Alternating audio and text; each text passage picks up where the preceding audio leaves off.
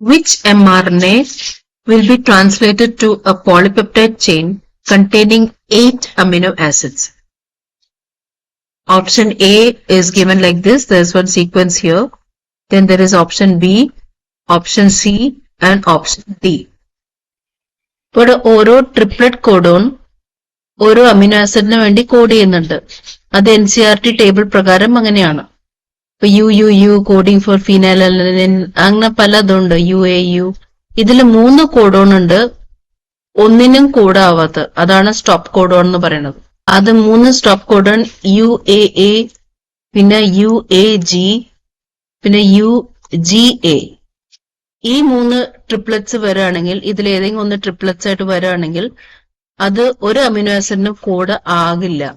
Option എയില് AUG, UUA, AUA, GAC, GAG ഇത്രയും amino acids കോഡാവും. അപ്പോ 1, 2, 3, 4,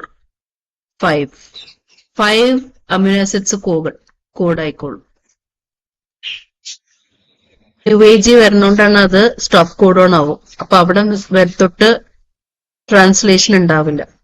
1, 2, 3, 4, 5, 6, 7, 8. But this can code for 8 amino acids.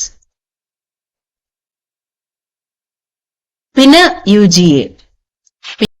ഇനി ഓപ്ഷൻ സി നോക്കുകയാണെങ്കിൽ AUG, CCC, AAC, CGU,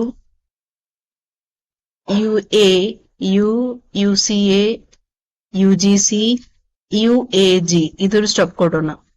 അപ്പൊ എത്ര അമിനോ ആസിഡ്?